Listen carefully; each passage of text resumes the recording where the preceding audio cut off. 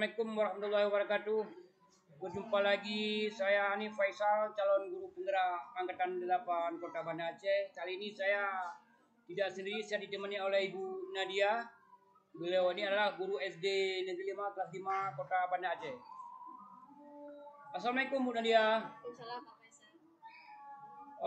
Bagaimana kabarnya Bu? Apakah sehat? Baik Pak, alhamdulillah. Alhamdulillah ya. Hari ini kita ada percakapan pra observasi. Sebelum ini saya amati jalannya proses pembelajaran yang Ibu lakukan di dalam kelas, atau sebelum saya melakukan proses supervisi ya Bu. Adapun tujuan yang saya lakukan supervisi adalah untuk mengetahui dan juga mengevaluasi jalannya proses pembelajaran yang Ibu lakukan. Dan kenapa kita hari ini melakukan percakapan observasi? Sebagai persiapan awal sebelum nanti Ibu melakukan kegiatan pembelajaran agar lebih siap dan lebih percaya diri sehingga memberi pembelajaran yang lebih baik bagi murid. Seperti itu ya Bu. Ya. Ada beberapa pertanyaan Bu yang akan saya sampaikan kepada Ibu. Yang pertama terkait dengan tujuan pembelajaran yang ingin Ibu capai. Jadi berdasarkan rencana pembelajaran yang saya tuliskan di sini, ada 3 Ibu ya. Yang pertama, peserta didik mampu menguraikan hasil telaah terhadap struktur teks laporan hasil observasi berupa buku pengetahuan yang dibaca atau diperdengarkan dengan cermat. Kemudian yang kedua, peserta didik mampu menelaah prinsip penggunaan kata, kalimat, paragraf dan teks laporan hasil observasi yang berupa buku pengetahuan yang dibaca atau diperdengarkan dengan. Kemudian yang ketiga, peserta didik menulis rangkuman teks laporan hasil observasi dengan memperlihatkan pilihan kata, kelengkapan struktur dan kaidah penggunaan kata kalimat.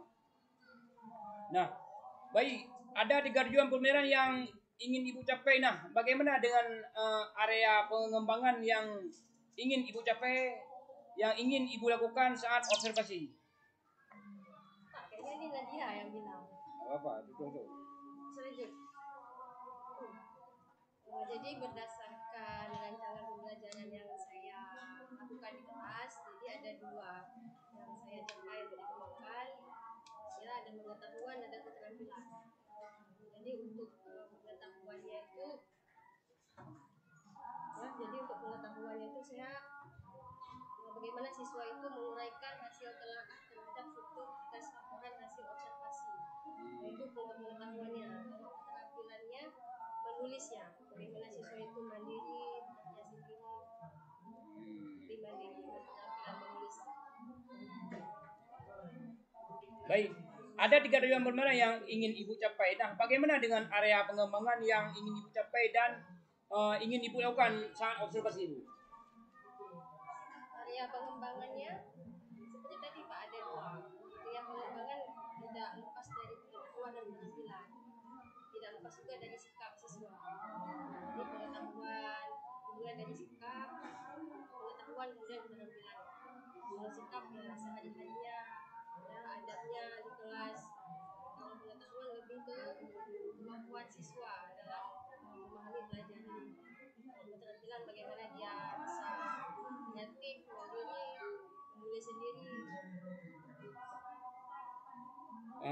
Berarti yang ingin dicapai adalah bagian aspek pengetahuan dan juga aspek yang keterampilan para siswa ya Bu.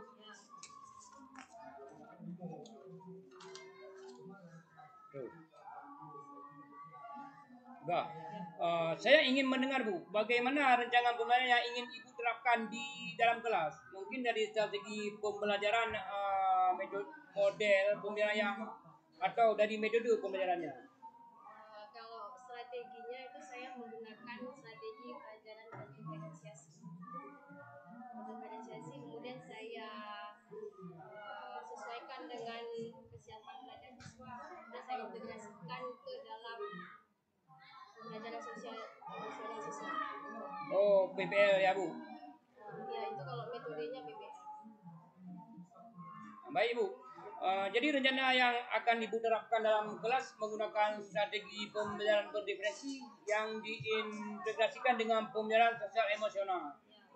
menggunakan metode pembelajaran problem based learning atau PBL dan juga metode diskusi kelompok. Kemudian penugasan dan juga tanya jawab ya Bu. Nah, bagaimana dengan media pembelajaran yang akan digunakan dalam kelas? Kalau media Pak, biasanya saya menggunakan media PowerPoint, media gambar, bisa praktik. Kira-kira kapan nih Bu akan melakukan kegiatan pembelajaran tersebut? Di hari apa kira-kira? Dan jam berapa kira-kira bisa Ibu lakukan? Dan di hari Sabtu, jam pertama dan kedua. Oh ya. Nah, baik. Jadi nanti kita akan melakukan observasi di hari Sabtu jam pertama Bu ya. Dan di kelas 5A saya akan datang di kelas Ibu nanti melakukan supervisi kelas. Saya akan melihat dari belakang kelas hal-hal apa saja yang terjadi dalam kelas. Nah, nanti saya telah melakukan kegiatan observasi atau pembelajaran di dalam kelas.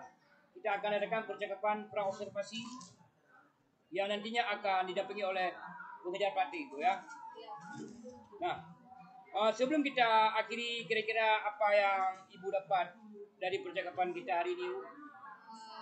Dari gambaran yang saya lihat tadi, apa yang nanti mungkin untuk pertemuan yang akan datang, saya akan lebih mempersiapkan media yang akan saya gunakan supaya anak-anak dan gurunya juga lebih siap. Baik Ibu, terima kasih Ibu atas waktunya dan sudah bersedia berbincang-bincang dengan saya dan tentang percakapan pra-observasi. Sampai bertemu di kegiatan observasi hari Sabtu nanti Bu ya.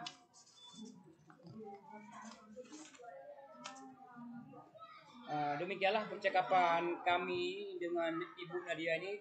Beliau ini seorang guru kelas 5. Saya akan melakukan observasi pasca observasi nanti di hari Sabtu.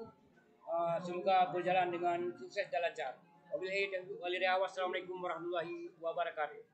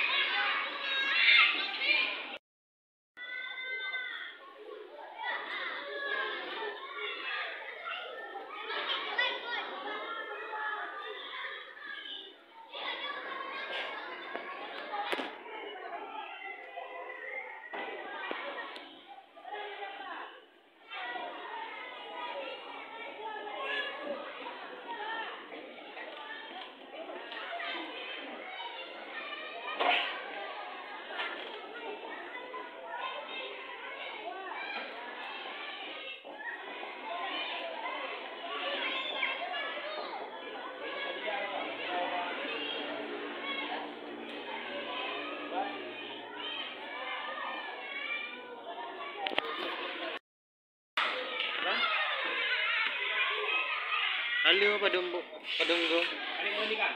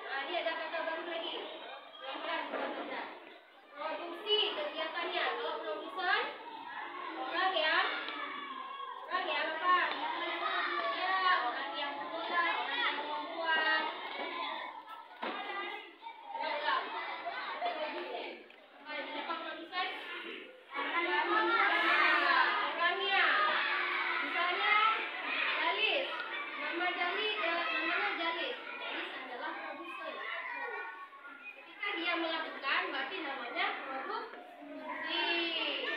Ya. Pokoknya ada sen. Nah, itu namanya orang. Paham? Nah, kalau udah paham produksi dan produser, saya mau tanya sebelum kita lanjut sudah? Sudah itu namanya? Sudah? Sudah? Oke, kita masuk sekarang distribusi. Jadi distribusi apa? Nah, kegiatan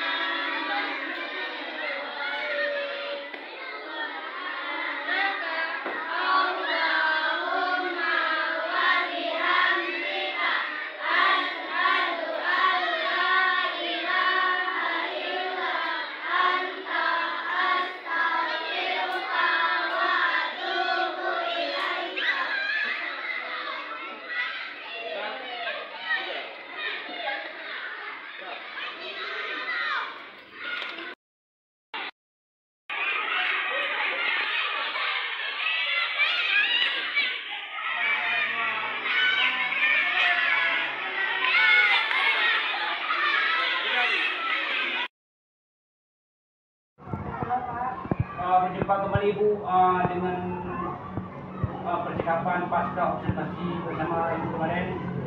Saya Cik Pihak Kedalaman Kota Banda Aceh telah melakukan supervisi kemarin. Hari ini kita bersama dan ditemani oleh Ibu Lena. Apa kabar Ibu Lena? Saya akan melakukan wawancara pasca observasi kemarin.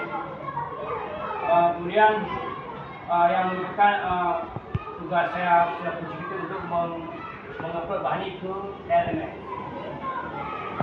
Baik, di percakapan pasca observasi ini saya akan memberikan pertanyaan kepada Ibu Nadia terkait dengan jalannya proses supervisi akademik yang sudah Ibu lakukan kemarin dengan tujuan untuk mengevaluasi sejauh mana proses pembelajaran yang sudah Ibu lakukan untuk pertanyaan yang pertama.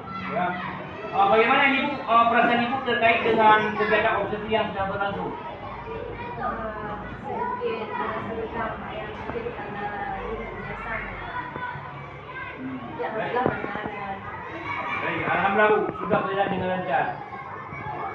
Bisa Ibu ceritakan kembali area pengembangan apa yang Ibu lakukan dalam kelas, kemudian adakah apa maupun tahapan-tahapan apa yang sudah Ibu lakukan di dalam kelas Ibu Nadia? Tahapan yang saya implementasi itu ada dua tahapan dengan tahapan dalam bulan. Karena itu saya lebih belajar siswanya itu lebih menggunakan struktur laporan observasi. Belajar lebih ke menulis laporan, lebih ke akhir siswanya. Baik, berarti area pengembangan pengetahuan dan keterampilan. Nah, menurut Ibu sejauh mana area pengembangan yang sudah Ibu sampaikan tadi? Apakah sudah berhasil dilakukan dalam kelas atau tidak? Alhamdulillah, yang saya lihat tidak lancar, cuma masih ada beberapa kesalahan.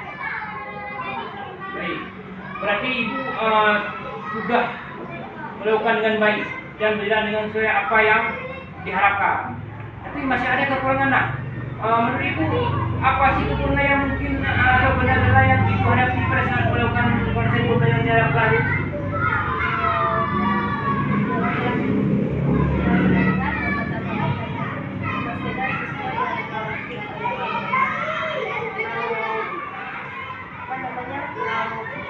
Ikut berpartisipasi. Berarti ada beberapa siswa yang tidak terlibat kurang lebih, mungkin hanya mengandalkan iman seperti itu ya. Nah, kira-kira mengapa hal itu bisa terjadi? Apa mereka berarti mengapa tidak mau ikut terlibat dalam diskusi misalnya? Mungkin dalam pembelajaran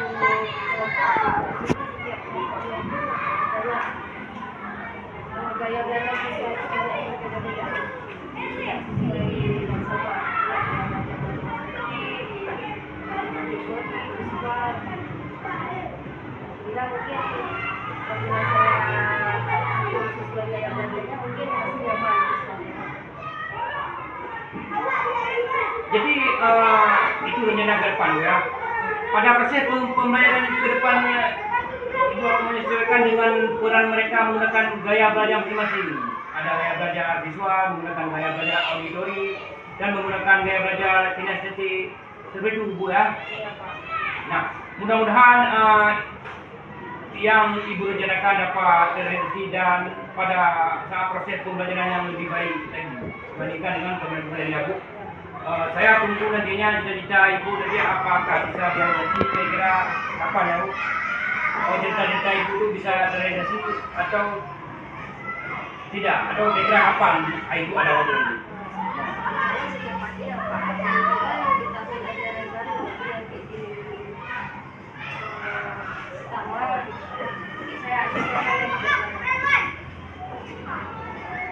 Mungkin di waktu dan cepat belum bisa ditentukan, tapi Allah akan lakukan mungkin memberi waktu kan secepatnya. Oke. Nah, baik. Baik, selanjutnya saya beri kesempatan kepada Ibu Lena selaku pemimpin kami untuk memberikan umpan balik atas tanggapan tentang jalannya kegiatan percakapan pasca observasi atau kemungkinan observasi kita. Oke, baik. Terima kasih Pak Faisal dan Ibu Nadia, Ibu Nadia. Saya rasa dari percakapan yang dibangun sudah mengarah ke kesepakatan. Di sini perannya CGT kita Pak Faisal itu sebagai coach dan sebagai coaching, di mana pertanyaan-pertanyaan yang disampaikan oleh Pak Faisal itu adalah pertanyaan semantik yang dengan sendirinya Ibu sebagai coaching itu memberikan jawaban-jawaban berdasarkan fakta-fakta yang dan pertanyaan semantik itu dijawab dengan tegas gitu ya, karena memang apa yang dialami di dalam kelas kan memang Ibu yang lakukan, kemudian Ibu mencari solusi sendiri dari apa yang sudah dibangun percakapan oleh Pak Faisal. Artinya ada solusi-solusi yang akan diberikan, misalnya seperti tadi di dalam kelas terlalu banyak mungkin karakter murid yang berbeda-beda, sehingga mungkin itu akan menyulitkan dalam proses PBM, memaksimalkan proses PBM sekalipun itu sudah dirancang sesuai dengan bakat minat mereka, tetapi tentu saja karena jumlah murid, saya lihat ya, jumlah murid mungkin di SD itu kan ramai ya, karena jumlah murid yang sangat banyak, tentu saja itu akan menjadi kesulitan bagi guru kalau memang belum terbiasa menggunakan proses PBM sesuai dengan karakteristik mereka.